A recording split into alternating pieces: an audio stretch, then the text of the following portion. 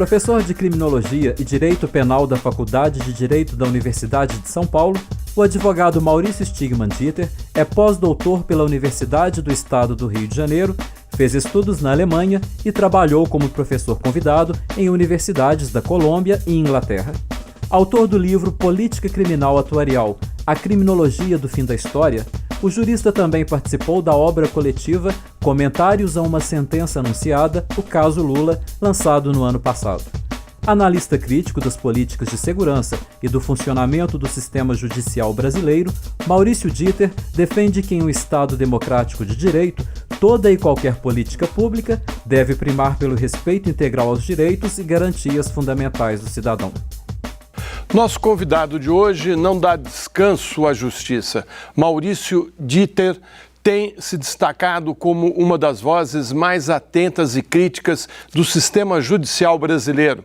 Cobrar uma justiça que seja justa pode parecer um exagero, mas se tornou uma tarefa que vai além do direito para envolver questões éticas e políticas. Para ajudar a entender essa questão, que parece muito técnica, mas que faz parte da vida de todo cidadão brasileiro, vamos dar voz ativa a Maurício Dieter. Para conversar com ele, temos na bancada os jornalistas Luiz Nassif, do portal GGN, Marina Rossi, da edição brasileira do El País, Simone Pio, da Rede Minas, Alessandra Mello, presidente do Sindicato dos Jornalistas de Minas Gerais, e José Luiz Quadros, professor da Faculdade de Direito da Universidade Federal de Minas Gerais. A todos, obrigado pela participação no programa. Maurício, agradeço a sua presença aqui para discutir um tema tão importante para o Brasil num ano eleitoral e num ano de tantos problemas que nós vamos ter daqui até a eleição. Mas antes de começar esse nosso papo, nós estamos na antevéspera do julgamento em segunda instância do ex-presidente Lula pelo Tribunal Regional Federal da 4ª Região em Porto Alegre. Antes de analisar esse processo em si e as consequências políticas da sentença, vamos relembrar o caso. No julgamento de Lula, em segunda instância, o que está em jogo é muito mais do que o futuro do ex-presidente. O resultado impacta diretamente na confiança no sistema judicial brasileiro e no destino político do país. Na primeira instância, Lula foi condenado a 9 anos e meio de prisão. A sentença foi proferida pelo juiz Sérgio Moro, do Paraná, responsável pelas decisões da Operação Lava Jato. Moro condenou Lula por corrupção passiva e lavagem de dinheiro. A acusação é que ele tenha recebido vantagem indevida da construtora OAS na compra e reforma de um triplex no Guarujá. O ex-presidente será julgado no Tribunal Regional Federal da 4ª Região, em Porto Alegre, por 3 desembargadores: Vitor Laus, João Pedro Gebran Neto e Leandro Pausen. O julgamento em segunda instância acontece porque a defesa de Lula apresentou documentos mostrando que ele não era dono do apartamento e alegando que a condenação de Moro foi feita sem provas. Se os desembargadores votarem por manter a condenação, a defesa de Lula pode entrar com recursos. Isso evitaria a prisão imediata dele, mas, por causa da lei da ficha limpa, o ex-presidente ficaria inelegível por 7 anos. Mesmo assim, Lula poderia entrar na disputa eleitoral. Isso porque o processo de impugnação da candidatura se arrastaria pelo menos até setembro deste ano. Lula lidera todas as pesquisas de intenção de voto. Na última, feita pelo Instituto Datafolha, o ex-presidente tem 34% das intenções. O segundo colocado, o deputado Jair Bolsonaro, tem 17%. No dia 12 de julho de 2017, Lula é condenado. Sérgio Moro considerou o petista culpado no caso do apartamento triplex no Guarujá. A sessão durou 5 horas e foi marcada por acusações entre Lula e Sérgio Moro. O julgamento do dia 24 decide o futuro político de Lula e do país. Apoiadores do ex-presidente prometem mobilizações de apoio e críticos de Lula também planejam atos públicos pedindo a manutenção da pena. Maurício, qual a sua avaliação dessa condenação do juiz Moro, porque ele deu uma condenação de 9 anos e 6 meses por um réu de 70 anos de idade. Isso é legal? Isso é possível? Vamos lá. Bom, primeiro quero agradecer o convite, é um prazer, um privilégio estar aqui no Voz Ativa. Fiquei encantado com o convite e a possibilidade de estabelecer esse debate. Acho que a TV pública, que se fundamenta, se estrutura sobre uma ética pública, é absolutamente essencial ao Brasil contemporâneo. Então, agradeço a oportunidade de ser, enfim, poder entrar em diálogo com todos vocês, é uma grande honra, um grande privilégio. Eu preciso saber exatamente em que dimensão a gente vai analisar a sentença, né? Porque ela tem uma primeira parte que é um relatório em que o juiz faz, e não só essa sentença, qualquer sentença, né? Ela tem uma primeira parte em que analisa todas as evidências, pondera argumentos, trata de questões preliminares, eventuais nulidades que podem ter. Depois ela tem uma análise do mérito, se há adequação entre os fatos e as imputações dos crimes. E uma parte final que, se há condenação, é feita uma dosimetria da pena. Então, tratando especificamente da parte da dosimetria da pena, a sentença é errada na dosimetria, porque ela viola um princípio básico do Estado Democrático de Direito, que é o princípio da culpabilidade na expressão da dosimetria, que diz que você não pode ser julgado, condenado, censurado pelo que você é, mas apenas pelo que você fez. E em pelo menos 2 elementos que foram articulados ali, especialmente o da personalidade, há um juízo sobre o que o juiz Sérgio Moro supõe ser o presidente Lula. Então ele projeta para o ex-presidente uma série de estigmas, de comportamentos que ele supõe que ele pode fazer como diagnóstico a alguém para censurá-lo. Ele não pode, né? Então nesse ponto está errado. A sentença na dosimetria ela também erra, no segundo ponto, que é um pouco mais técnico, porque ela soma a condenação por corrupção com a condenação por lavagem de dinheiro como se fosse concurso material. O que é concurso material? É quando você tem multiplicidade de ações, várias ações que alguém cometeu, que caracterizam diferentes crimes e que se espalham no tempo. No caso, não é possível concurso material de corrupção e lavagem, porque para a sentença, o que foi lavado, né, e o que se lavou é a mesma coisa. Então, como é que pode o objeto da lavagem constituir lavagem de dinheiro? E então, é mais um episódio de bis in idem, né? Então, talvez o ponto mais fácil de atacar a sentença do ponto de vista técnico, é na dosimetria. E é claro que no primeiro gradiente, especialmente, definição da pena de corrupção, a pena de corrupção é uma pena incomumente ampla, vai de 2 a 12, quer dizer, veja a discricionariedade que isso dá para um juiz, né? Uma pena de 2 a 12, ela foi definida acima da média, o que para um réu primário, com bons antecedentes, não se justificaria em nenhum outro caso. Quer dizer, ele deu para poder condenar mesmo, é isso? Eu não tenho dúvida. Mas me parece claro que ele fez uma sentença dirigida contra o ex-presidente, não é ele simplesmente julgando mais um caso. E se confirmada, né, essa condenação, o que isso vai estar apontando aí para que isso está apontando no âmbito jurídico brasileiro? Eu acho, olha, espero que ela não seja confirmada, né? Meus colegas, a maior parte dos professores e advogados criminalistas com os quais eu tenho conversado, eles são bastante pessimistas nesse sentido. Eles acham que vai ser um 3-0 para confirmar a sentença. Eu quero acreditar diferente. Eu espero que é uma possibilidade do Tribunal Regional Federal da 4ª Região se redimir e reformar essa sentença, se não anulá-la, porque há motivos de sobra para isso. Se confirmada a decisão, sem pelo menos nenhuma reforma, ainda que parcial do conteúdo dela, ainda que apenas na parte da dosimetria, eu acho que o judiciário vai ter deixado claro que é possível condenar pessoas sem obedecer os critérios legais para tanto. Mas isso não aconteceu, por exemplo, na condenação do Zé Dirceu, porque foi uma condenação baseada na personalidade, no processo do mensalão, e eu acho que nessa época não houve talvez um levante como tem acontecido, e isso acabou sendo reproduzido.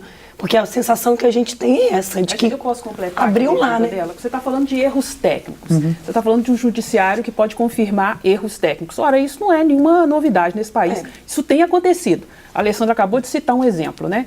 Quer dizer, o que se faz numa situação como essa? Você acabou de citar, eu tenho erro técnico X, Y, Z. Mas ele vai ser condenado, mas ele pode ser confirmado. Eu queria acrescentar mais uma coisa, que é o seguinte, olha, a gente talvez partindo de um pressuposto, de que o que nós vivemos em 2016 foi um golpe institucional, ou seja, uma nova técnica, foi ensaiado em Honduras, depois no Paraguai, e aqui realizado de uma forma muito precisa, muito bem feita. Né? Partindo disso, A gente recentemente foi encaminhado um documento, denúncia, com mais de 600 juristas denunciando o estado de exceção no Brasil.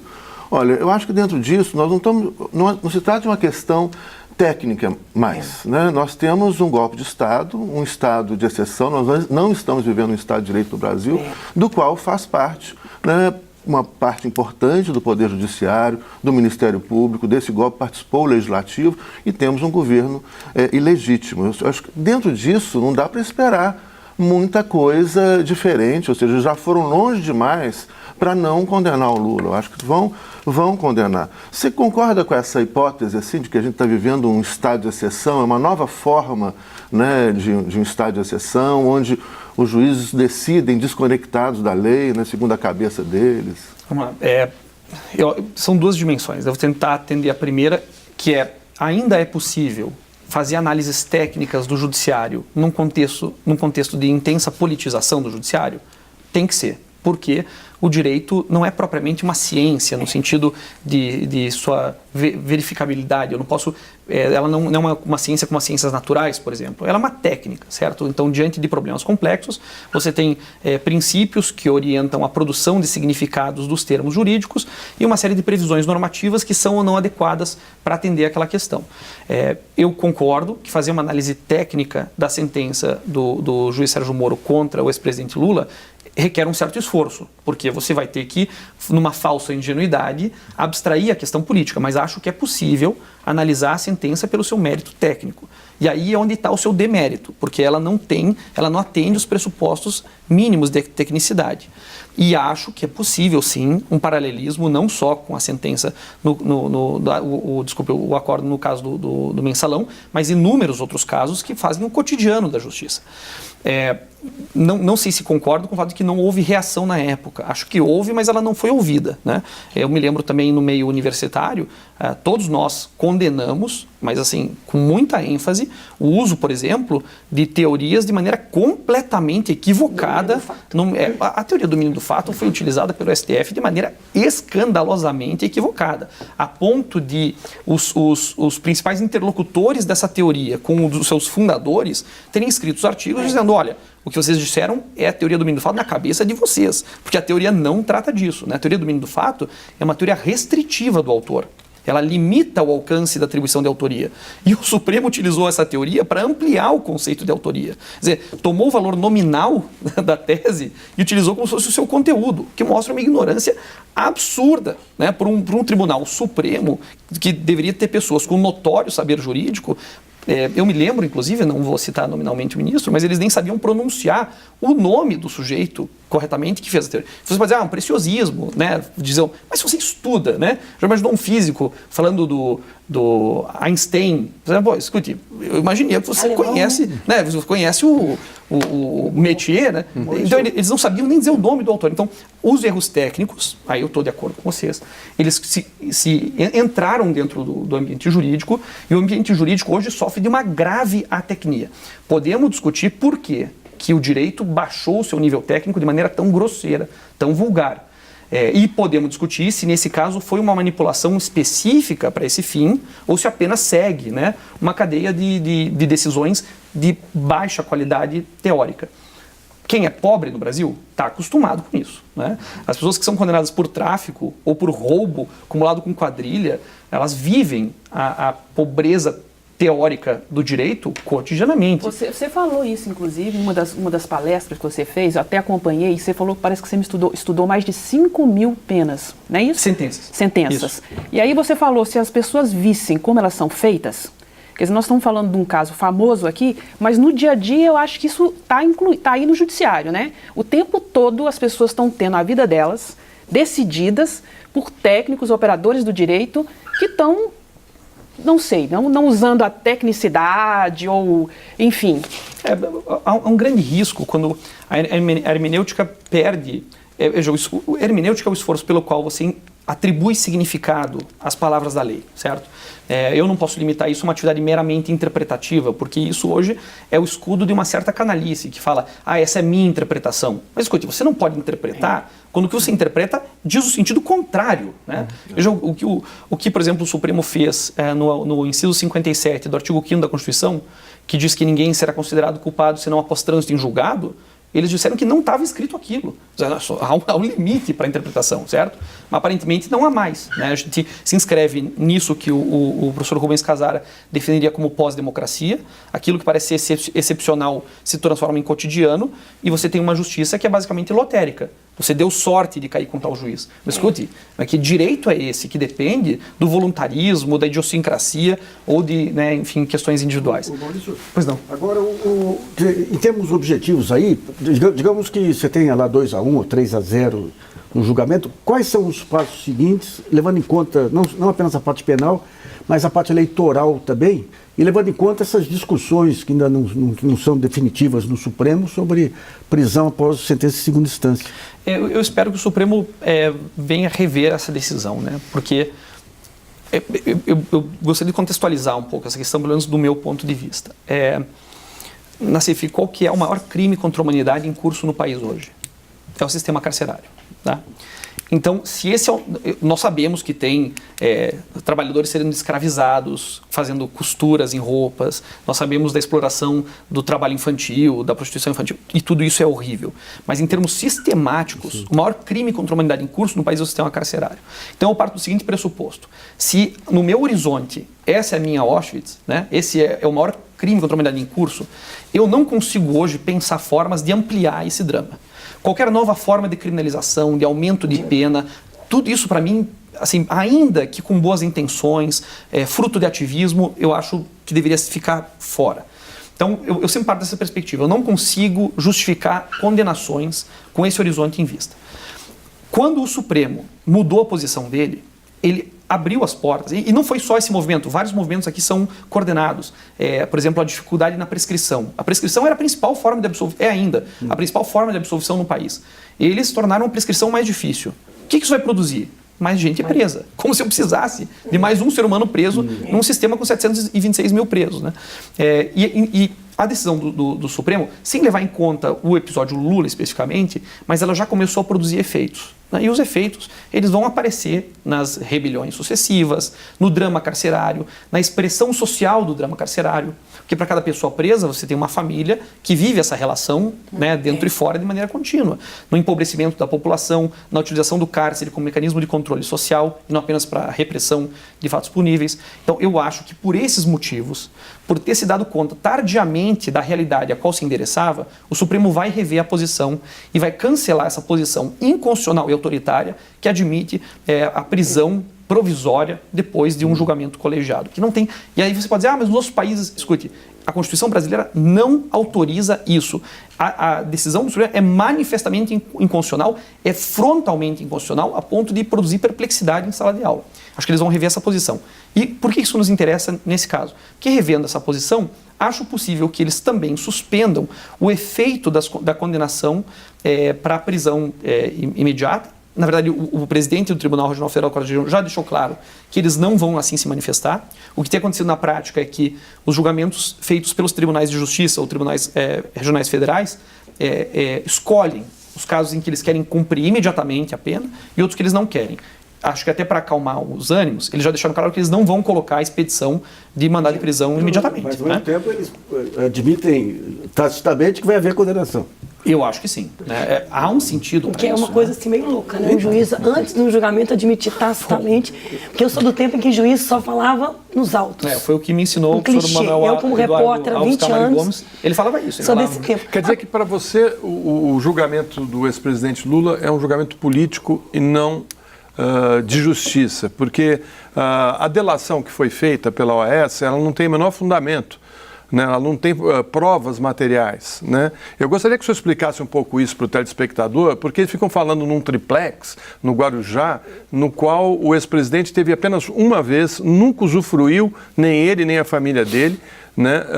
E não existe nenhuma escritura no nome dele, e nenhum documento no nome dele. Complementar isso que é importante que o Florestan está colocando, com um outro ponto que você colocou do direito comparado.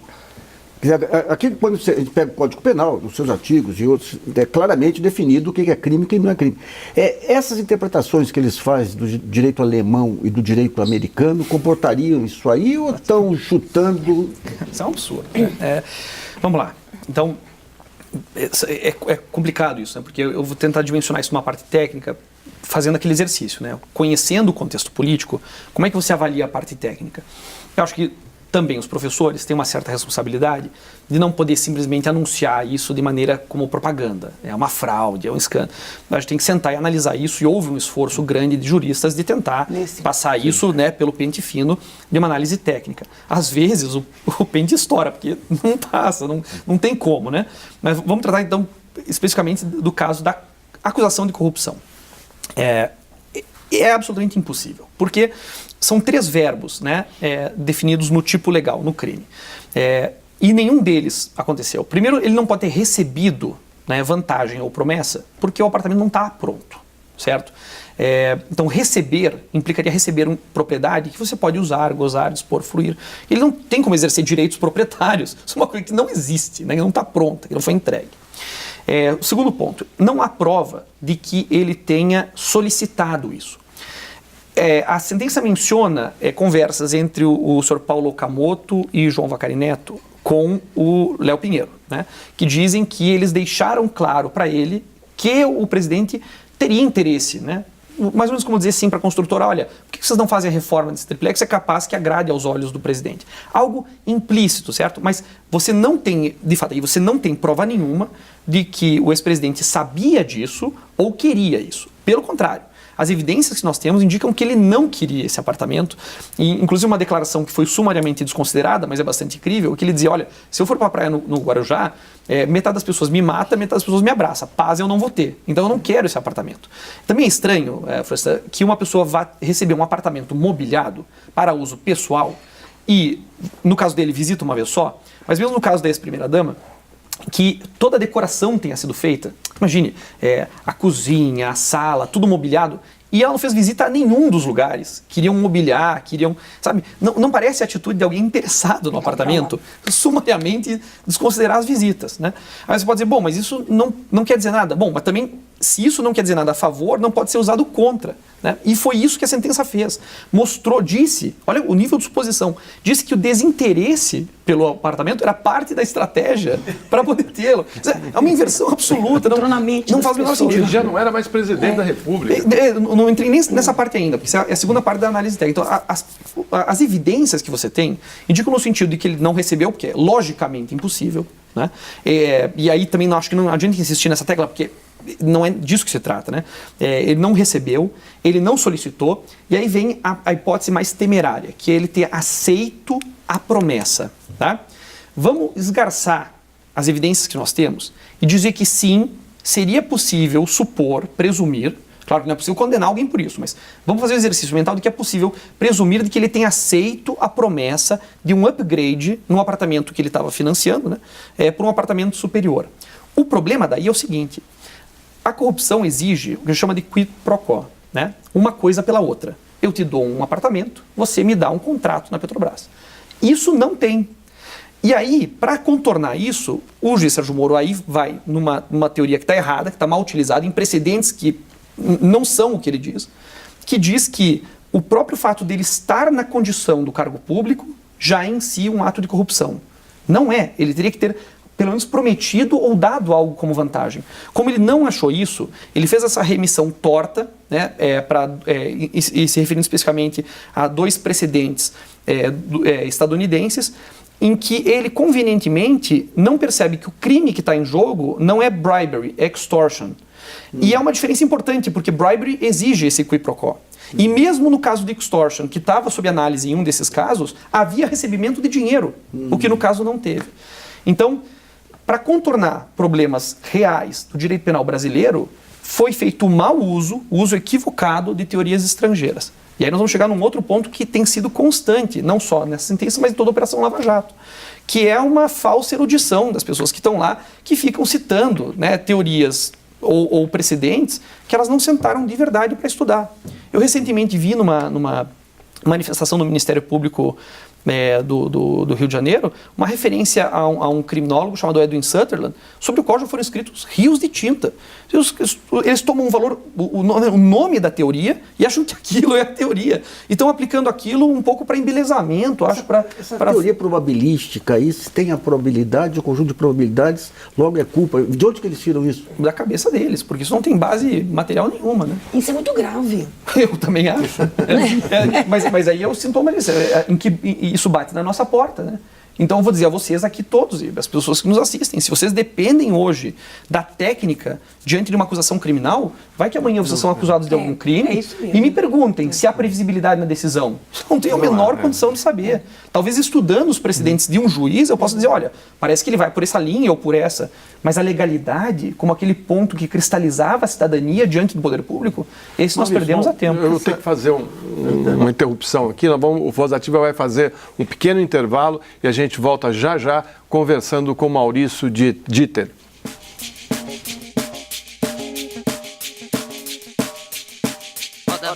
Roda gigante, roda mundo, roda gigante.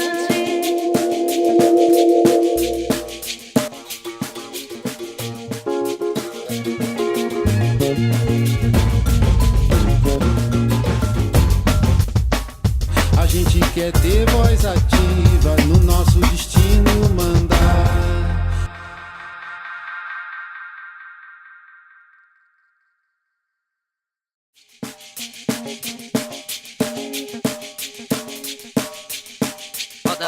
Roda gigante,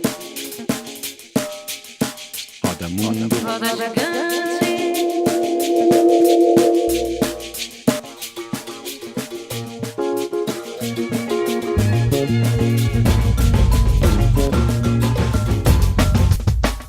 A gente quer ter voz ativa no nosso destino mandar. Estamos de volta ao Voz Ativa, hoje conversando com o professor de Direito da USP, Maurício Dieter.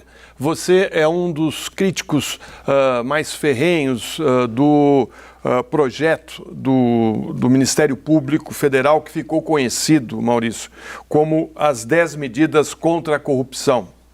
Num encontro na USP, o senhor chegou a afirmar que o projeto, além de bizarro, vai na contramão da democracia. Daria para o senhor explicar isso? Essas 10 medidas, né, elas são, primeiro, a expressão de uma pretensão política muito perigosa do Ministério Público, que trabalha no eixo da moralidade, né? Então, eles se colocam como arautos da moralidade e querem levar adiante, sob o rótulo de combater a corrupção, uma série de transformações legislativas que, na prática, só tem um efeito: aumentar o número de pessoas presas no país, fragilizar as garantias e liberdades individuais contra os processos oficiais de criminalização e aumentar o próprio poder. Então, essas 10 medidas, elas não são um projeto de aumento da cidadania, são de restrição das garantias cidadãs por um agigantamento do Ministério Público. E o Ministério Público, digamos, no cenário político, hoje, por exemplo, ele praticamente controla os municípios, né? Qualquer prefeito do país, especialmente os prefeitos de municípios menores, vai dizer a vocês que ele não consegue fazer uma ação pública sem ter que passar antes pelo crivo, né, do promotor local. E essa forma de infiltração do Ministério Público na classe política, a gente pode ver isso também pelos efeitos da Lava Jato, sempre era uma coisa assim: o Poder Legislativo se acovardou, foi selado pelo Ministério Público e fazia tudo o que eles diziam convalidando. Isso é bom para a Lava Jato? Isso é para combater a corrupção? E aí tem um elemento ideológico importante, que é pressuposto dessas 10 medidas, que é dizer que o direito penal é um mecanismo eficiente para diminuir os atos de corrupção. Eu sou professor de criminologia, meu compromisso primeiro é como a realidade dos fatos se desdobra. Então, não há nenhuma relação que vale a pena sustentar entre punição de pessoas corruptas e prevenção da corrupção. Para prevenir um fato, nós temos que conhecer primeiro as suas determinações, né? Que são determinações não causais, são determinações de fenômeno complexo, mas eu tenho que estudar a história dos episódios de corrupção para conhecer quais foram os elementos centrais na determinação desse fenômeno. O direito penal, ele atua na esfera da repressão, ele chega tarde demais, né? Um professor amigo do Paraná, tinha uma metáfora muito ilustrativa do que é o direito penal na dinâmica da prevenção. Ele dizia que o direito penal era como o Júnior Baiano, ele chegava tarde com violência, né? Então, o que o direito penal... talvez o Júnior Baiano fosse melhor que o direito penal. Né? Então, qual é a característica do direito penal? Ele vem quando o fato já está consumado e o que ele traz? Mais violência. Ele consegue prevenir? Ele só conseguiria prevenir se fosse verdade aquela asneira de que a impunidade é causa do crime. Não é verdade. Criminologicamente, a gente sabe que nem mesmo nos atos mais cerebrais de falsificação, etc., a perspectiva de punição é o que define a proibição do ato.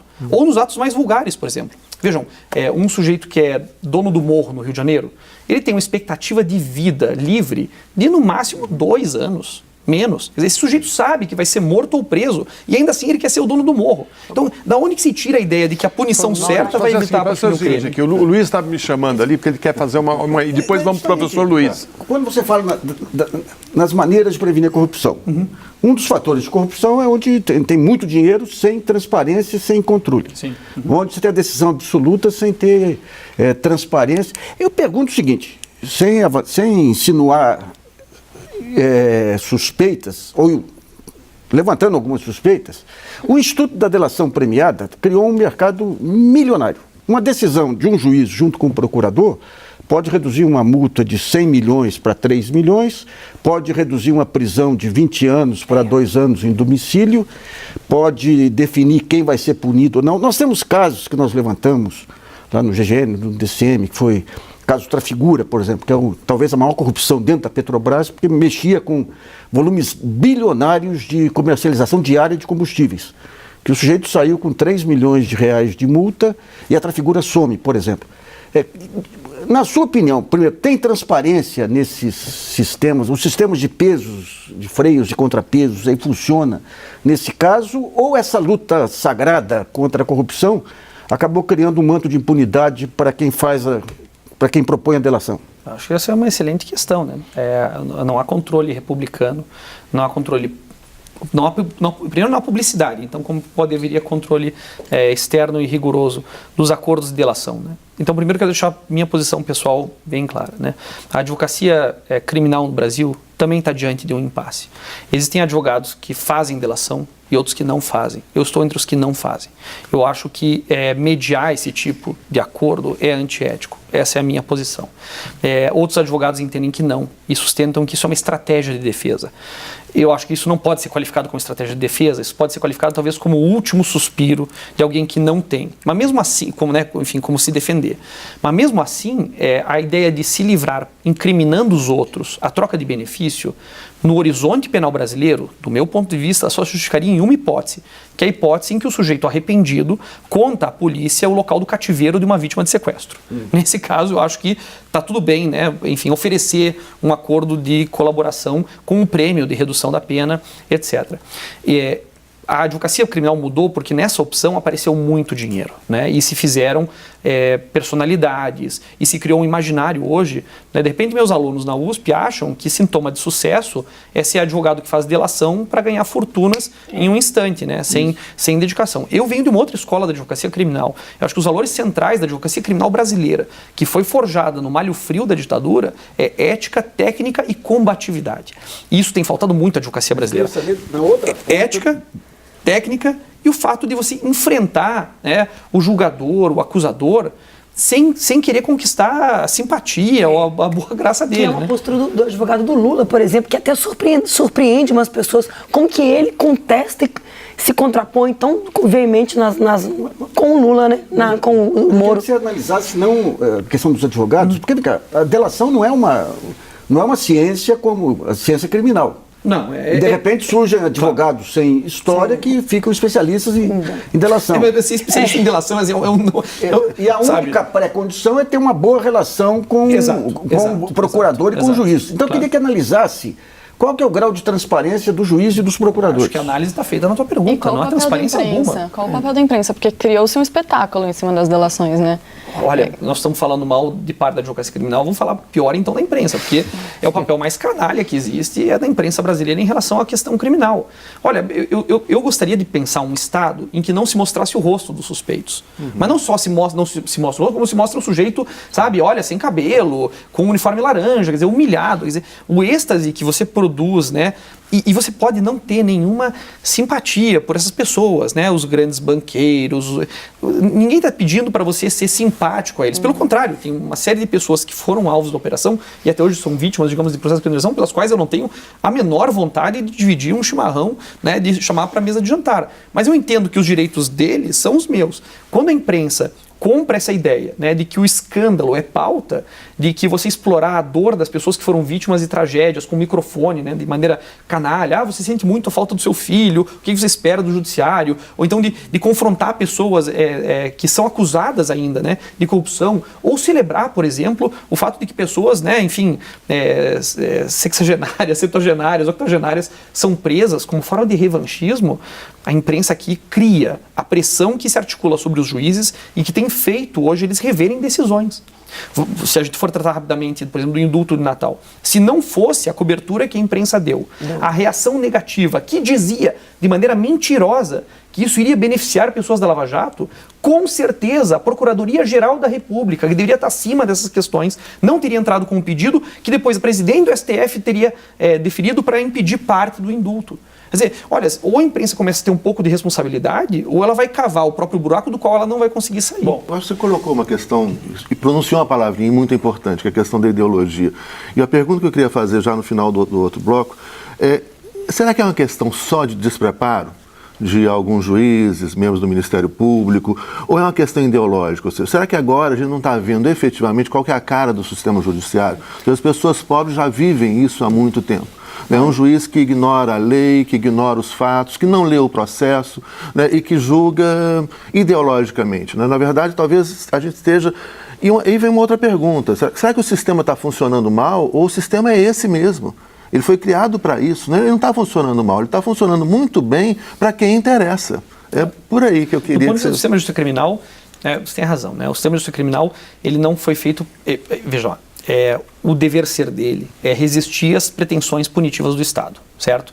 Então, claro que o direito penal, o direito processual penal, ele é uma defesa da cidadania contra o sistema de justiça criminal. E o sistema de justiça criminal, ele é devastador, né? Hoje a gente sabe que ele prende quem ele quiser e quando ele quiser. Vamos lá, nós somos professores. No horizonte de crimes no Brasil, nós temos mais de 1.700 crimes, ok? Então, tem 1.700 possibilidades de vocês serem presos. Se eu tenho tanta possibilidade de crime, a gente conversando em meia hora, eu vou sacar pelo menos 2 que vocês praticaram. Quer dizer, eu tenho um Estado que tem uma rede de criminalizações que permite pegar quem eu queira. E, no entanto, 80%, né, pelo menos os dados do Infopem, dão conta de que só 5 crimes correspondem a 80% da população penitenciária. Ou seja, eu tenho 1.700 hipóteses de incriminar alguém, mas eu só uso essas 5. E quais são essas 5? Roubo, furto, tráfico, homicídio e crimes vinculados ao Estatuto de Desarmamento. Todos esses 5 crimes, inclusive o homicídio, têm fortes determinações sociais. Isso não significa, atenção, ser apologético da violência. A criminologia crítica não veio para fazer eufemismo da violência praticada pelos outros, mas ela tem consciência de que esses fatos são todos determinados por fortes determinações, enfim, sociais. Quem julga esses casos são pessoas completamente distantes dessa realidade. Sim. Então, o sujeito que é condenado e julgado... Exatamente. Um juiz que ganha isso não tem condição de julgar o dia a dia de uma pessoa da maior parte do cidadão. A remuneração define uma franja de classe, mas não é o único elemento, porque é como você se inscreve, né, no modo de produção. Então, vamos lá. O réu é um homem, negro ou pardo, com escolaridade entre o analfabetismo e menos que o ensino fundamental. Certo? Desempregado ou subempregado em relações precárias de trabalho. E quem que julga? É um sujeito que tem um salário, enfim, de classe alta, mas é servidor público, que tem uma vida que não é pautada pelo senso estético, cultural, social da pessoa que ele julga, e que deveria, pelo menos, ter a técnica como algo que permitisse, né, dissolver todos os estigmas sociais do sujeito em uma categoria geral de cidadania e ser julgado. Não é. E aí eu prometo chegar na resposta E aí a delação premiada não interessa para essas pessoas. Claro que não, a delação premiada é só para o milionário. Mas aí vamos à questão outro... de qual articulação entre a realidade do sistema, que serve para isso, e o que tem sido feito em grandes operações, né, por meio da polícia operativa, que é algo que começa a se consolidar no horizonte criminológico a partir do final dos anos 80. É que o que houve não foi justiça para todos, foi injustiça para todos. Porque tudo aquilo que era utilizado de maneira violenta contra as populações, enfim, exploradas, foi utilizado agora contra a elite. Então, a ideia de condução coercitiva, por exemplo, né, o STF disse, isso é uma barbaridade, é inaceitável, mas ele disse que, sendo o tráfico de drogas um crime permanente, a polícia pode meter o pé na porta de um barraco a qualquer hora, sem mandado, sem nada. Quer dizer, então, essa falta de garantia do pobre hoje se estende ao rico. Alguns. A parte também continua sendo ideológico. Exatamente. Entende que o que me parece, assim, se me permite uma metáfora, é o seguinte: o sistema de justiça criminal é uma grande contradição, tá? Ele foi idealmente feito para controlar a punição de pessoas que cometeram crimes. Ele, na verdade, é utilizado como política de classe, certo? Para morte e matança sistemática da população periférica. E aí, quando você vê pessoas da elite, da classe política sendo presa, é como se você aliviasse a tampinha da panela de pressão para permitir que aquilo continue cozinhando as suas contradições. Então, há um gozo promovido pela imprensa para apontar o dedo. Veja o grande empresário, veja o político sendo desmoralizado, etc. No final das contas, você acabou de legitimar a matança das pessoas que estão na frente. Responde aos anseios de uma população, de uma sociedade punitivista, né? Então, sem são dúvida. Várias peças... A nossa falta de cultura, a nossa agressividade no cotidiano. Agora, eu tenho uma questão. Caminhando um pouco mais nas críticas que você faz ao sistema, você diz que a ressocialização não funciona. Não sou eu que digo, está demonstrado. Está demonstrado. Então é isso que eu quero saber. Você fala que não interessa, quer dizer, a quantidade, assim, mais investimento ou menos investimento, o resultado vai ser... Piada, não é possível. Isso que a gente chamaria na criminologia de isomorfismo reformista. Você reforma para continuar exatamente igual. Se nós parássemos hoje de prender as pessoas, no atual ritmo de construção de presídios, nós levaríamos mais ou menos, hoje mais, 16 anos para ter lugar para todo mundo que está preso hoje. Então, como eu disse lá no início, o meu horizonte ético é que isso é o maior crime contra a humanidade em curso no Brasil. Aí você vai dizer que pintar as paredes, construir novas alas, novas galerias, investir em modelos alternativos, não que eu seja contra. Escute, qualquer esforço humanitário dentro da prisão merece o meu elogio, porque ainda é uma tentativa de reconhecer que tem seres humanos lá dentro. Mas dizer que transformar o sistema de prisional, construir novas cadeias, presídio de segurança máxima, isso é uma mentira. E sobre a ideia de ressocialização, vamos pegar o seguinte estudo. Em 1976, Robert Martson escreveu um texto que ficou conhecido na criminologia como Nothing Works, nada funciona. Para ele chegar a essa conclusão, ele visitou praticamente todas as penitenciárias dos Estados Unidos, que na época tinha um modelo penitenciário voltado à ideia de ressocialização. Depois de visitar todas as experiências e calcular o custo delas, ele concluiu, né, o ensaio se chama What Works, né, Questions and Answers about Prison Reform, e a resposta era Nothing Works. E aí você tem duas reações, quando alguém te diz, olha, a prisão não serve para ressocializar. A direita vai dizer, a prisão não serve para ressocializar, mas serve para prender. Então tirem os pedagogos, tirem os psicólogos, tirem os assistentes sociais, deixem aquilo ser um armazém de seres humanos. E essa é a opção que o Brasil fez. Aquilo é um depósito de pessoas inúteis para o capital, certo? Pessoas que não sabem ligar um computador, não falam inglês, só podem puxar, quando tanto, um carrinho para recolher material reciclável. As pessoas não têm utilidade para o capital, elas podem ser destruídas e são, né, enfim, mantidas nesses depósitos, nesses armazéns de desumanidade. A resposta da esquerda era dizer, bom, se não ressocializa, e isso deveria ser o principal, então vamos abolir a prisão e pensar outras formas de reação social. E aí a esquerda foi, em boa parte, ridicularizada com o movimento abolicionista, porque diziam, bom, então leva para casa, então cuida você, então faz massagem terapêutica para ver se o homicida se transforma. Não, mas nunca foi isso que a esquerda propôs. Ela disse, olha, para pensar de maneira inteligente, como reação ao sistema penal, a primeira coisa que tem que fazer é impedir que ele volte a ficar nessas condições. Eu sou um criminólogo crítico abolicionista. Eu quero abolir o sistema criminal porque eu sei que ele representa isso. Mas eu não vou dizer que certas pessoas, por alguns fatos, não tenham que ser privadas de liberdade. Pô, pelo amor de Deus, você não vai me dizer que você vai ter compensação pecuniária para tudo. Eu estuprei, mas eu pago. Não, escute, há um limite ético que nós temos que dizer que é a zona do... Sabe, podemos privar alguém de liberdade? Podemos. Como? Da maneira mais humana possível. A pessoa perde o direito de ir e vir, mas não perde a expressão dos seus outros direitos de personalidade. Se fosse liberada a droga, quanto que reduziria a população carcerária? O que tem de pequeno traficante e quais os efeitos dessa mudança que teve na lei antidrogas aí, que acabou ampliando o número de prisão de pequenas pessoas? Olha só, eu normalmente pelo meu discurso eu atraio a antipatia da direita, eu vou atrair a antipatia da esquerda agora. Eu não sou a favor da liberalização das drogas, liberar as drogas, acho isso um projeto horroroso. Eu sou a favor da forte regulamentação. Eu chego inclusive a pensar que no Brasil álcool se vende muito fácil, certo? Eu bebo, não sou abstêmio, mas eu acho que a possibilidade de você com R$10 sair alcoolizado de um bar, tomando cana, né, é perigosa. Então acho que se vende álcool mal no Brasil, se vende muito fácil. Preferia um controle estatal forte sobre a venda de álcool e sobre todas as outras drogas. Porque se você passar isso para o mercado, ninguém garante que o mercado não vai produzir novas drogas sintéticas, etc., que podem destruir biografias e vidas. Então, exatamente. Mas o cigarro teve uma diminuição de consumo. Sim, como? Porque foi regulamentado de maneira estrita. Então, eu quero que o Estado incorpore isso e tenha um monopólio, né, para, pelo menos, comercialização dessas drogas. Hoje, né, se você tiver...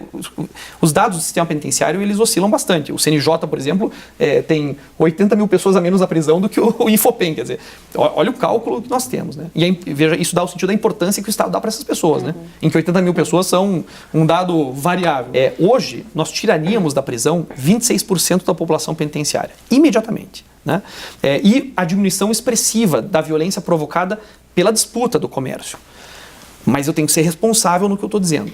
Eu não posso te garantir que ao descriminalizar e regulamentar a produção, comércio e distribuição de todas as drogas, não haveriam efeitos colaterais indesejados.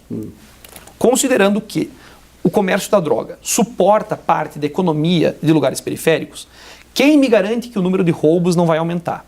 Agora, isso é um motivo para impedir esse debate ou proibir essa iniciativa? É claro que não. Porque isso vai ser a mesma coisa que discutir como, depois da escravidão, como é que a gente vai integrar, né, o negro à sociedade classe. Escute, temos que acabar com a escravidão. Temos que descriminalizar a droga. De droga, um dos pontos que é apontado aí é o fato do pequeno usuário ter sido equiparado a traficante aí pela nova legislação. Na verdade, não é pela legislação. Ou pela forçação isso é pela forma pela qual os tribunais aplicam isso. E aí a parte que eu vou atrair a antipatia da esquerda é a seguinte. Quem produziu o grande encarceramento no Brasil foi o Partido dos Trabalhadores. O Executivo Federal do Partido dos Trabalhadores foi conivente com a produção do chamado grande encarceramento brasileiro. Eu me lembro de um seminário em 2012, coordenado pelo professor Nilo Batista, professor Vera Margotti Batista, lembro do professor Salo de Carvalho, em 2012, dizendo o que nós vamos fazer depois do grande encarceramento. De lá para cá, a população penitenciária aumentou em quase 200 mil. E não melhorou nada de violência. E só vai piorar. Né? Então, a questão se nós não enfrentamos... E outra coisa, aquele livro recente que saiu fazendo um balanço dos governos PT, convenientemente esqueceu a questão criminal. Você vai procurar um artigo ali, não tem um artigo escrito sobre o fracasso que foi, sobre o retrocesso que nós tivemos. Então, vamos lá, não é portanto uma questão de política partidária, acho, né? E nenhuma pessoa se elegeria hoje com uma pauta abolicionista, né? De maneira nenhuma. Esse é o suicídio político. Esse é um suicídio político. A não ser figura assim como foi na última vez o Eduardo Jorge, muito caricato, que entra na caricatura da definição e um pouco pela lógica da maconha. Mas enfrentar esse debate com seriedade, primeiro... Né? Agora, Maurício, como que a gente vai fazer? Porque, olha só, a gente caminha para uma lógica cada dia mais punitivista. Pode prender agora antes de decisão em segunda instância, estão mudando as regras para construção de presídios, restringindo o direito de presos. A gente caminha para uma ditadura do judiciário, para uma politização do judiciário, para uma judicialização de todas as questões, e isso é um problema que a gente vê que preocupa a sociedade em geral, mas os juristas enormemente. Vários do Brasil, grandes juristas do Brasil, têm se manifestado. Qual o caminho? Como se contrapõe isso? Como combater a lógica da prisão, da justiça injusta, do justiçamento? O que a gente pode fazer? Qual o horizonte para isso? É difícil responder isso. Vamos lá. Do ponto de vista... institucional, a gente não vê mais caminho. Tudo bem, mas a questão é complexa porque ela articula diferentes formas de resistência. Entre os teóricos, o que eu posso dizer é que talvez a gente tenha que cair a ficha para nós, que hoje nós somos contra-hegemônicos. Né? A gente tinha aquela pretensão de que o intelectual vai definir um certo padrão, isso já não é mais assim. Né? E isso pela transformação do universo jurídico. Quando eu terminei a faculdade, ser membro do Ministério Público ou dos tribunais era uma carreira secundária, né? A gente se formava advogado. Hoje não, né? Com mais de 1.200 faculdades de direito no país, e eu não sei como essas pessoas estão sendo formadas ou os critérios que são utilizados, pelo menos sei, mas enfim, não vale nominá-los. Você produz uma massa de pessoas que fica pendurada num exame de validação da OAB para daí depois entrar num percurso... Procurador ou juiz? Não, mas isso é para menor... Eles vão entrar no sistema em cargos menores, vão ocupar essa burocracia toda e pelos altos salários, pela mudança que teve, eles se constituem agora no imaginário, no simbólico, como o status de sucesso. E isso reverberou na produção teórica. O que eu mais tenho ouvido ultimamente é você falar, você diz que essa posição é inconstitucional, mas o Supremo... Escute, dane-se. E quem disse que a decisão deles tem base... Né? Eu não quero apelar para o outro argumento de autoridade, que é trocar a posição do ministro pelo do professor. Mas escute, estudo teórico e detalhado custa tempo. Eu sei quanto tempo da minha vida eu gastei, as relações sociais que eu perdi, para poder chegar a certas conclusões que eu expresso assim, sem muito receio. Eu queria encerrando esse bloco, voltar à questão da delação premiada, porque acho que talvez o melhor exemplo que o mundo teve de uma forma correta de se fazer delação premiada foi no caso da FIFA, que culminou com a prisão de vários dirigentes do futebol mundial. Todas as delações foram feitas com total sigilo, não vazou uma informação que foi dada à polícia norte-americana. Como é que você acha que daqui 10, 15, 20 anos os seus colegas do judiciário vão analisar esse momento da história brasileira? Bom, vamos primeiro à questão da delação, né? Primeiro, uma análise muito rápida criminológica. Por que a delação entra nos casos de corrupção? É porque os casos de corrupção são conhecidos na criminologia como crimes de consenso, certo? Então, eu quero corrompê-lo e você aceita ser corrompido ou quer ser corrompido. Isso é uma relação privada que é muito difícil de descobrir, porque, né, você é parado na blitz, ao mesmo tempo que você oferece uma vantagem e o policial que a aceita, há uma concordância dos dois de que aquilo tem que ficar reservado. Então a delação aparece com um mecanismo que é definido pela própria lei brasileira como meio de obtenção de prova. Ela é um mecanismo de obtenção de prova. Ela não pode ser utilizada como prova, como foi utilizada no caso da sentença contra o ex-presidente Lula. E como meio de obtenção de prova, ela tem que estar sob rigoroso controle judicial em relação às garantias individuais envolvidas. O central aqui é, por exemplo, o parágrafo 7º do artigo 4 da Lei 2.850, que diz que o ato tem que ser voluntário. Sabe, como é que pode aceitar, por exemplo, colaboração premiada, delação premiada, de alguém que estava preso ou tinha um familiar preso e que foi solto ou teve um familiar solto depois da delação? Que foi preso para delatar. Né? Exatamente. Então, isso, né, e aí muitos advogados disseram, olha, isso é simplesmente uma forma um pouco mais refinada de tortura, sim, porque está extorquindo as informações por meio de pressão. Que é a condenação através da divulgação na mídia. O cara já passa a ser condenado. Já é verdade absoluta. E o curto-circuito que tem a chamada prisão processual. Não, a propósito da FIFA, eu queria que você abordasse dois pontos. Essa questão da cooperação internacional e as formas de união aí do Ministério Público, Polícia Federal com órgãos dos Estados Unidos. E segundo, essas leis que foram aprovadas que permitem aos Estados Unidos entrar na Suíça, cercar um hotel, pegar 2 brasileiros e levar para ser julgado nos Estados Unidos. Isso aí não é uma excrescência? Vamos lá. Foi um professor da Guatemala, onde eu sou um professor convidado, chamado César Lanelino Franco, que um pouco me abriu os olhos para isso. Eu acho que a corrupção E veja, primeira coisa, né? Claro que todo mundo é contra a corrupção, mas isso é redundante, é como ser contra o câncer, né? Você sair com um cartaz contra o câncer, obviamente, por definição que não é republicano. A questão é que eu tenho que abordar isso de uma maneira inteligente, e o direito penal não é uma forma inteligente de abordar. Esse professor me disse o seguinte: Maurício, perceba que aqui na Guatemala, hoje nós temos a figura de um pretor estrangeiro dentro do nosso país conduzindo processos criminais. A Guatemala tinha um processo eleitoral em curso, em que o terceiro candidato era um palhaço de televisão, que não tinha chance de ser eleito, e há 2 semanas da disputa eleitoral, os 2 candidatos da frente foram denunciados por corrupção, por esse sujeito externo. Hoje o atual presidente é esse cômico que estava lá. Esse pretor, que hoje é um colombiano, que veio por recomendação da Espanha, num programa dos Estados Unidos para controlar a corrupção na Guatemala. Então, o César Lanelino me disse, olha, Maurício, o que está em curso hoje é que em algum momento já foi ameaça comunista o pretexto para intervir na América Latina. Depois foi a questão do narcotráfico. Né? Agora veja que interessante isso. As drogas são esse calvário que produzem essa desumidade absoluta.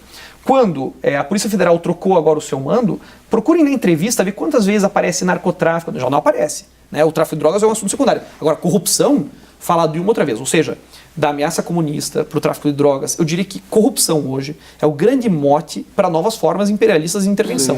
E eu não tenho nenhum receio em falar em formas imperialistas de intervenção. Deixa eu dizer, isso vai ser um tema que nós vamos debater no próximo bloco. O Voz Ativa faz um breve intervalo, a gente volta já já.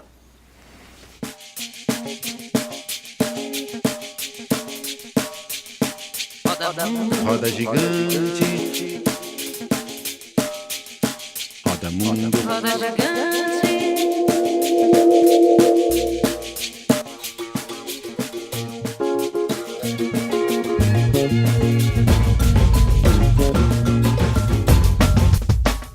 A gente quer ter voz ativa no nosso destino mandar.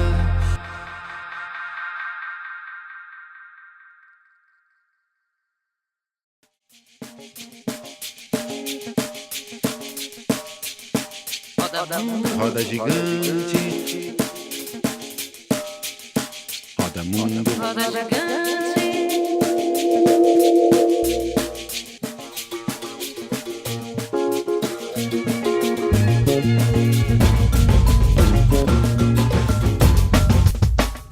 A gente quer ter voz ativa no nosso destino mandar. Estamos de volta para o terceiro e último bloco de Voz Ativa com o jurista Maurício Dieter. Maurício, em uma recente entrevista que você deu para o jornal El País, você fala da série Black Mirror, né? E nessa série, esse aparelhinho aqui, que a gente fica o dia inteiro, as pessoas estão viciadas nele, acaba mudando a relação na sociedade, ou seja, as redes sociais começam a punir, né, e criar sentença para as pessoas que estão ligadas na rede, né, e invadindo a privacidade e até humilhando publicamente as pessoas. Vamos ver um VT a respeito desse assunto. No mundo pessimista das séries de ficção científica, como a famosa Black Mirror, sai a justiça e entra em cena o justiçamento. A cada episódio, o lado ameaçador da tecnologia parece ficar mais próximo do cotidiano. E esse método não marca presença apenas nas telinhas. Conduções coercitivas, exposições de presos com algemas e cabeças raspadas, escrachos de investigados em situações desmoralizantes, ondas de xingamentos nas redes sociais. O futuro é agora. O julgamento técnico e cuidadoso, atento ao direito à privacidade e outras garantias fundamentais, foi substituído pela sentença imediata. O acusado, antes mesmo do julgamento, é exposto à execração pública e à vergonha. A dor se torna um espetáculo. O linchamento virtual se tornou uma espécie de pena antes da sentença, com direito à humilhação e até suicídios, como o do reitor Luiz Carlos Cancelier, da Universidade Federal de Santa Catarina. Juízes tagarelam nas redes sociais, procuradores divulgam PowerPoints especulativos, policiais se tornam ícones e máscaras de carnaval numa espécie de celebridade sem honra. A imprensa também tem sua parcela de responsabilidade ao assumir o mesmo método. Em desvio de ética e de função, colabora com investigações policiais e judiciárias, deixando seu trabalho de lado para defender teses de acusação e blindar aliados. Quando os piores pesadelos se tornam realidade e a justiça é comandada pelo espetáculo, não é só a ficção que se aproxima da realidade e perde a graça. O risco é muito maior. O espectador sádico de hoje pode ser a vítima humilhada de amanhã. Maurício, você acha que a justiça no Brasil virou um espetáculo no pior sentido do termo? Eu acho que, veja, vamos lá, tem quadros no Poder Judiciário, no Ministério Público, na Defensoria Pública, na Advocacia, que merecem um elogio pela atitude de resistência, e não apenas pessoas, mas organizações, coletivos que se organizam nesses espaços para resistir a isso. Então, o risco da generalização, das críticas que eu faço em geral, é sempre de ser injusto com essas pessoas e a biografia de luta que elas têm. Agora, se eu for falar em tendência geral, e a partir do exemplo que vem de cima, eu não tenho dúvida de que hoje a repercussão de uma decisão ou a expectativa de repercussão de uma decisão é o que modula boa parte das decisões jurídicas.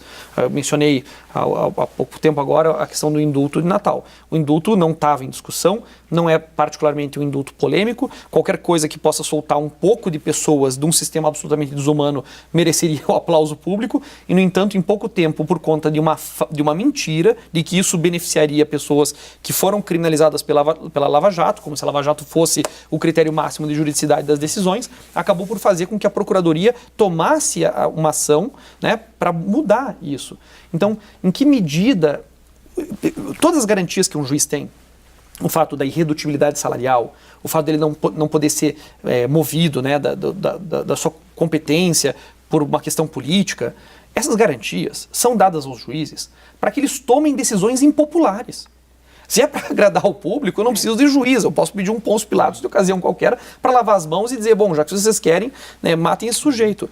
Então, a garantia que os juízes têm hoje não tem sido utilizada para isso, tem sido utilizada até como uma forma de afirmar suas decisões, mesmo que antijurídicas. Bom, eu passar para o professor, depois para você.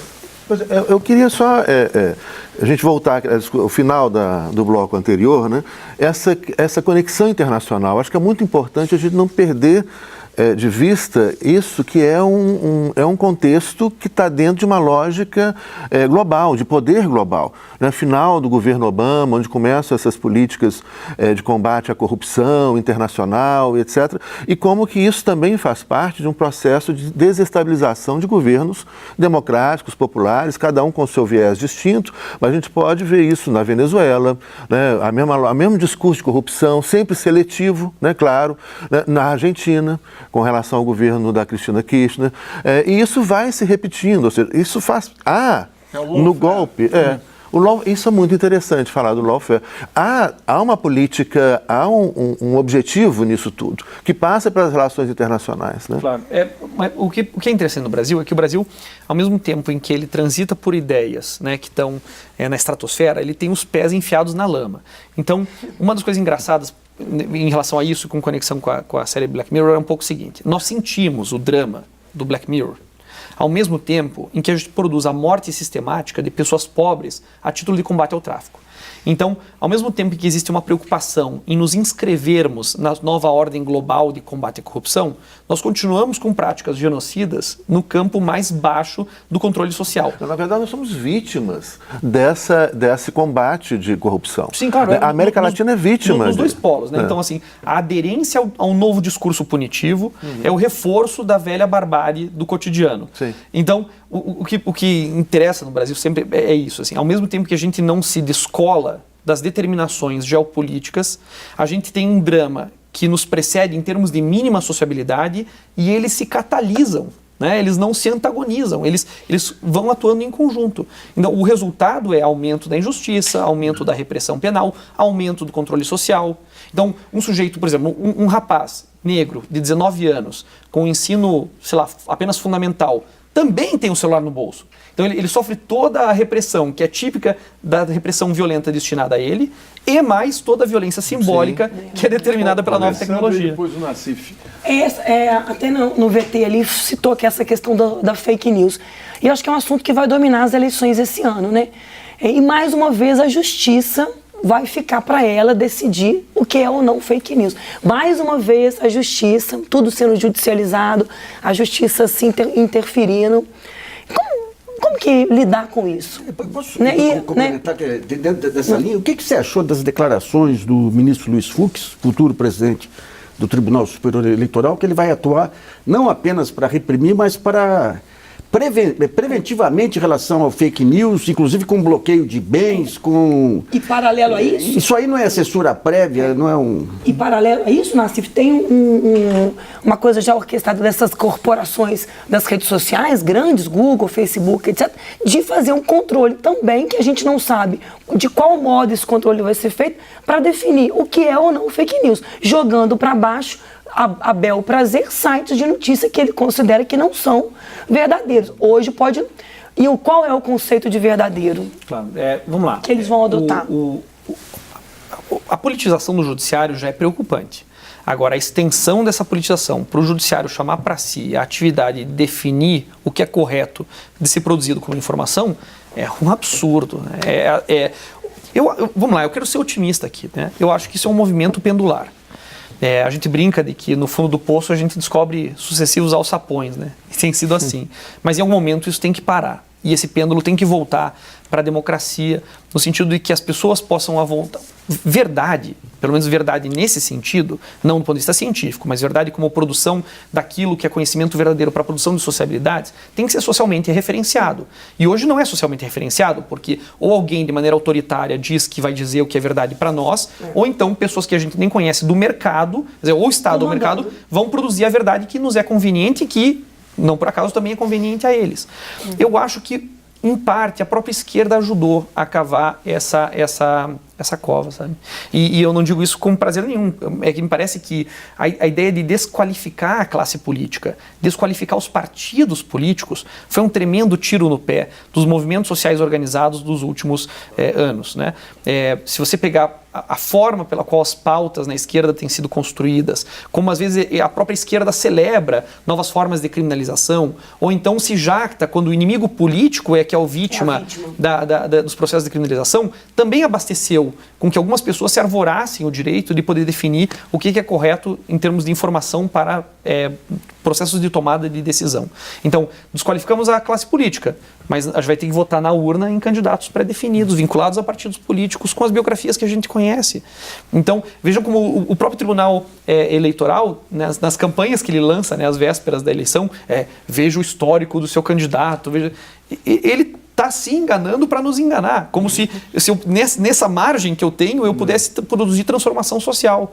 Então, vejo com a repúdio as duas iniciativas, né? Tanto a de o Estado se arvorar a produção de verdades, quanto dar isso para o mercado, né? A que parece ainda pior. Marina tem uma questão?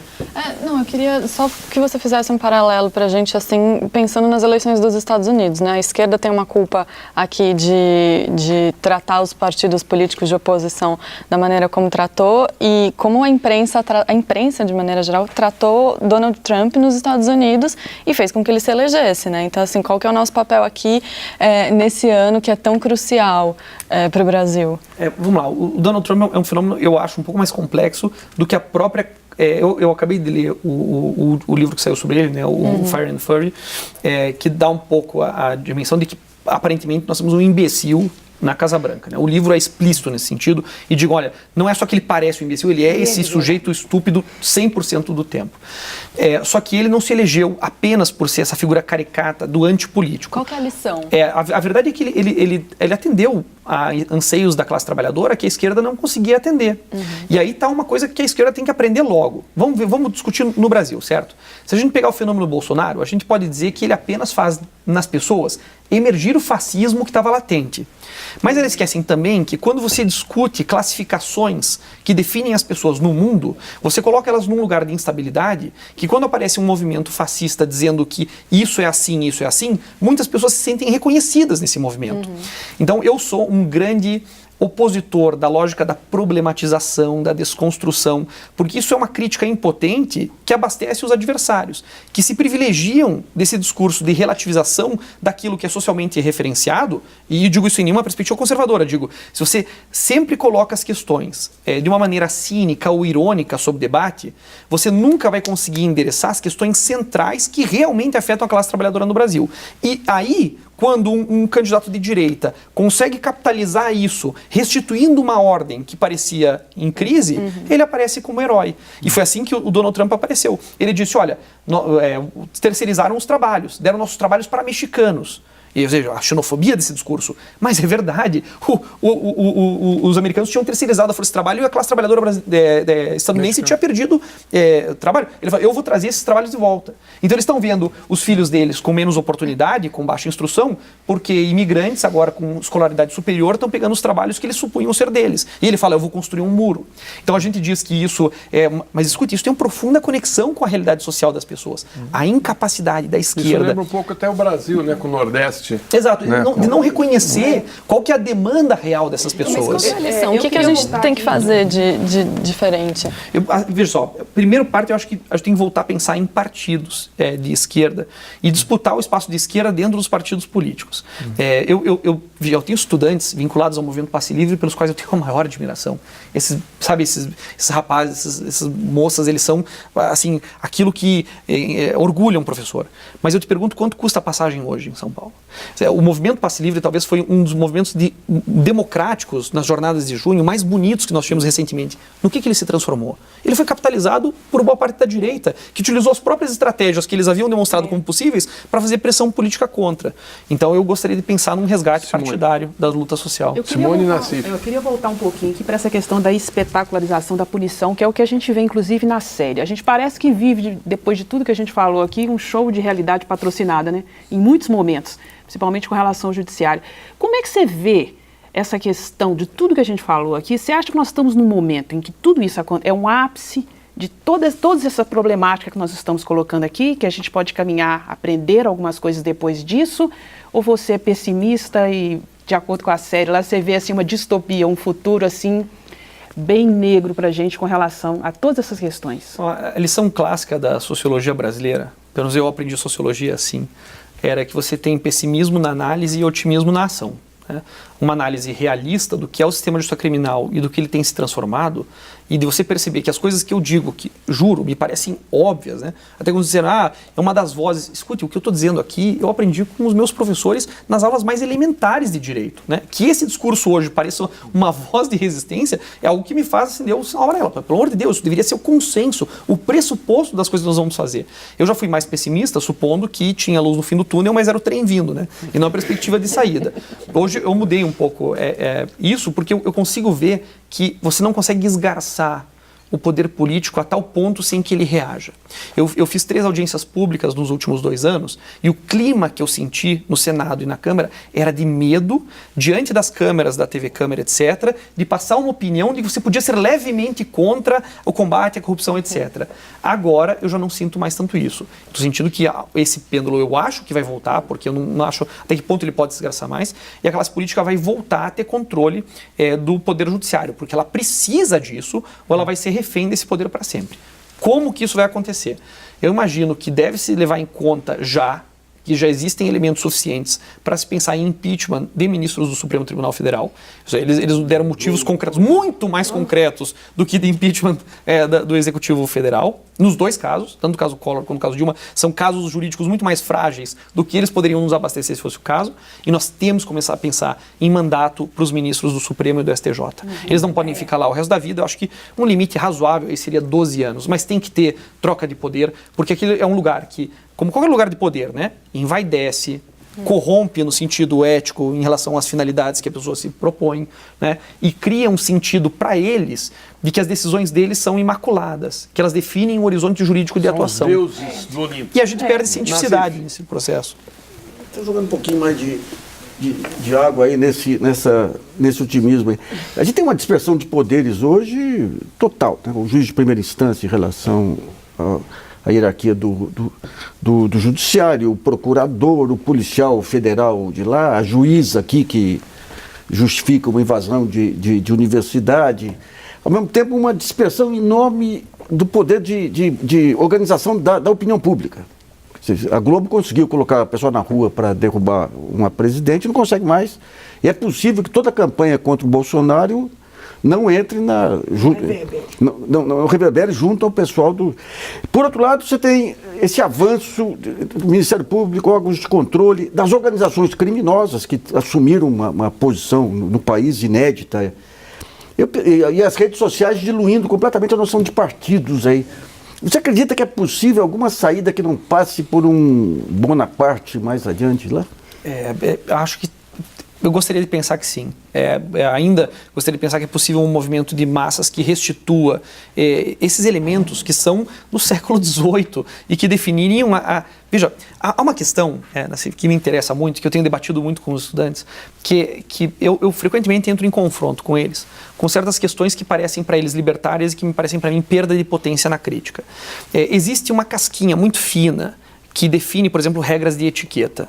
E eu me filio a essas regras, porque acho que elas constituem a possibilidade de um debate democrático. Claro. Se eu começo a questionar as condições que nos põem para um debate em sala de aula, para um debate público, quando a classe política e jurídica perde a vergonha de dizer certas coisas em público... tem uma ilustração que eu uso muito frequentemente em sala de aula, que é um filme do Buñuel, chama Fantasma da Liberdade, em que burgueses são recebidos para jantar, só que ao invés de jantar eles sentam sob privado. Hoje eu sinto assim, decisões colegiadas do judiciário parecem essa cena, em que alguém vem dizer, num ambiente assim colegiado, barbáries. Coisas como que o Brasil é o país da impunidade. Escute, nós nunca aprendemos tanto em todas as classes. Como é que você pode dizer algo assim? Né? Essa forma alienada de ver parece convocar, né, um arauto da moralidade numa jornada messiânica para cumprir o papel. Quem que cumpriu esse papel? Foi o juiz Sérgio Moro, né, e a força-tarefa da Lava Jato, etc. Eu morro de medo dessas pessoas, porque no final das contas, ou eles acabam desmoralizados, porque o escrutínio que se faz sobre eles na volta... Onde é que terminou o Robespierre, no final das contas? Também teve que ser guilhotinado para terminar o processo revolucionário. Eu queria chegar num ponto seguinte. Vamos pôr o Lula candidato, o Lula eleito. O Lula é um candidato de conciliação. Sim, essa conciliação foi possível em um determinado momento, em condições econômicas e sem a polarização de hoje. Há espaço para reconstruir essa conciliação com essa polarização maluca, dispersão de poderes, com todo esse quadro dantesco aí? Eu acho que a polarização pode ser superada sim, porque ainda não foi identificada a pauta básica para a maior parte dos brasileiros. Quer dizer, enquanto eu sou uma minoria entre as pessoas que ainda defendem, por exemplo, o fim da ideia de colégio particular. Isso é um troço que me abomina. Acho que um processo revolucionário, né, de transformação da realidade teria que começar pelas coisas básicas. Vamos restituir as escolas de excelência como escolas públicas, como escolas integrais no plano de educação. Vamos definir um sistema nacional de proteção da saúde e prevenção a partir da saúde pública, com outros pressupostos. E isso é possível de fazer ainda com limitação intelectual de recursos, moral que a gente tem entre a classe política. Se o Lula vai ter a altivez, digamos, se eleito, né, de não ser revanchista em relação a isso, essa é uma questão que vai na conta de quem votar nele, né? Aí parece quase que é uma discussão pessoal. Mas ele também causou um problema, porque fora da figura dele, ninguém consegue personificar essa figura conciliatória, por exemplo, no Partido dos Trabalhadores. Né? Então, eu acho que dá para compreender, é condição de transformar o mundo, compreendê-lo. Né? Quando a pessoa termina, por exemplo, uma dissertação de mestrado, uma tese doutoral e fala que surgiu com novos problemas, eu sou o primeiro a reprovar essa pessoa.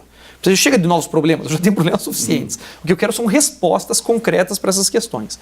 Se a universidade brasileira não tem conseguido dar uma contribuição significativa para a transformação da realidade, eu diria porque ela não compreendeu direito ainda a realidade. Em defesa dela, eu diria, são tempos estranhos para serem compreendidos. Mas a função que o intelectual tem na universidade brasileira é primeiro parar de ficar dando opinião como se fosse blogueiro. Não é nada contra o blogueiro, mas é dizer, se você vai ocupar o lugar do intelectual, isso não quer dizer também que você não deva saber conversar com a população, etc. Mas veja quantos colegas, quantos pesquisadores eu tenho vindo sucumbindo à tentação de ser popstar, né? Quer dizer, não é assim que funciona. Esse trabalho exige reflexão. Depois de muita maturação intelectual, você pode propor caminhos e alternativas de transformação social. A Universidade Brasileira não tem feito esse papel, tem colaborado muito, digamos, para a degeneração, né, nesse ponto. Professor Luiz. Maurício, será que não seria o momento da gente pensar, talvez alguns teóricos vêm apontando que a gente estaria num momento de ruptura. Ruptura com uma era, né? Ruptura com a era moderna, com esses últimos 500 anos. O direito moderno, a economia moderna, ou seja, isso deu água, está afundando. Será que, há algum tempo atrás, uns 30 anos atrás, a gente pensava, eu tinha coragem de pensar uma outra sociedade, uma outra economia, uma outra coisa. Será que a gente não precisa voltar a ter coragem de falar, é necessário, não dá para remendar mais esse sistema? A democracia representativa está em crise no mundo inteiro, não é só aqui. Os problemas que a gente vive aqui também estão ocorrendo no mundo inteiro. Talvez a gente esteja chegando no final de uma era. Será que não é necessário a gente ter coragem de pensar de novo uma outra sociedade, uma outra economia, um outro direito, e alguma coisa vai acontecendo por aqui. A gente tem hoje a experiência dos estados plurinacionais, as constituições da Bolívia e do Equador, né? Tem a rede para o constitucionalismo democrático latino-americano, são experiências fabulosas de ruptura com uma estrutura de pensar moderna. Né? Será que não é fundamental a gente, vamos romper com isso, vamos parar de remendar, de acreditar que é possível a gente ter esse sistema de democracia representativa funcionando e criar outra coisa? Na minha área, que é criminologia, eu parto desse pressuposto. Né? Eu não quero um direito penal melhor, eu quero algo melhor que o direito penal. Não quero reformar prisões, eu quero pensar outra forma de reação social. E eu tanto concordo com a tua perspectiva, que eu acho que até, pegando um pouco assim, de ensaios de polemistas famosos no mundo, hoje é mais fácil você imaginar uma invasão alienígena, um meteoro caindo, do que formas de sociabilidade diferentes. Né? Eu tive uma experiência muito interessante, né, na vida. Assim, eu fui visitar a Coreia do Norte. Eu fui visitar a Coreia do Norte porque eu queria saber como é que as pessoas podiam viver naquele regime, achando que aquilo ia ser... Isso, você quer saber? As pessoas lá não são, digamos, elas não vivem de maneira pior do que o paulistano médio, no sentido de que é aquela vida que elas conhecem, né? Elas não são mais infelizes ou mais felizes. E eu não estou, vamos lá, eu não quero defender a excrescência daquele regime. Eu só quero dizer que aquilo me chocou porque se consolidou na nossa cabeça de que a forma de viver, que a forma de atingir sucesso, requer certos pressupostos e certos caminhos que, sabidamente, não estão à disposição de todos. Então, nem a ilusão de que estudo e trabalho vão ser instrumentos de mobilidade social se sustenta hoje. Então, eu vou definir a sociabilidade a partir do quê? Os teóricos, em geral, dizem que a partir da ideia de consumo. Você pode ter uma vida desgraçada, mas o consumo episódico que você tem de certos bens te alça a categoria de um sujeito que merece ser ouvido, que merece ser levado em conta.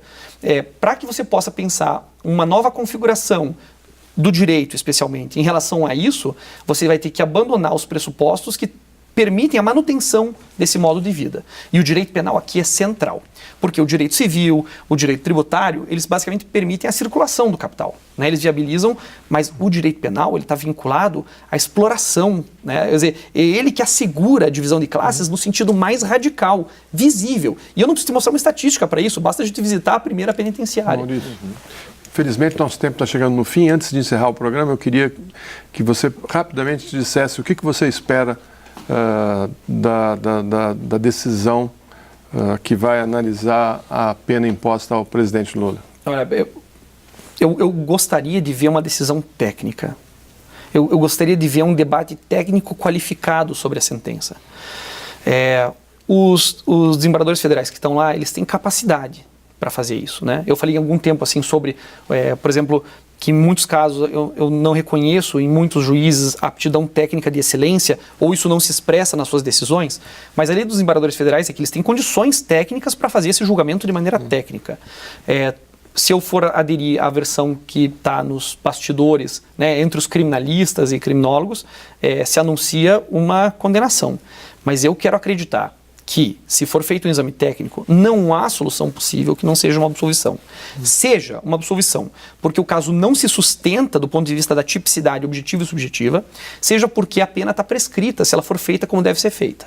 Então, ou absolvendo porque a prescrição da pretensão punitiva, ou se absolvendo porque não há mérito que sustente a condenação por falta de provas e inadequação do que foi produzido em relação ao crime, do ponto de vista técnico, o certo é que o ex-presidente seja absolvido. Tá certo. Chegamos ao final de nosso programa. Voz Ativa é uma produção da Rede Minas de Televisão e Rádio Inconfidência, em parceria com o El País Brasil. Agradeço ao Maurício, aos nossos convidados e todos que nos acompanharam pela TV e pela internet. Voltamos na semana que vem com Voz Ativa, um programa republicano e democrático. Até lá.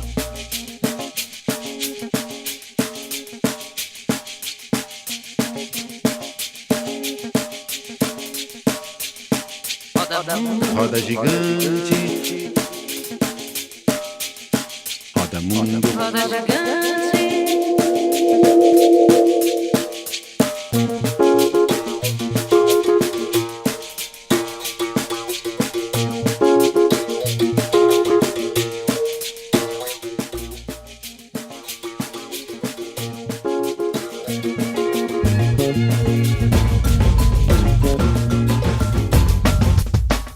A gente quer ter voz ativa no nosso destino mandar.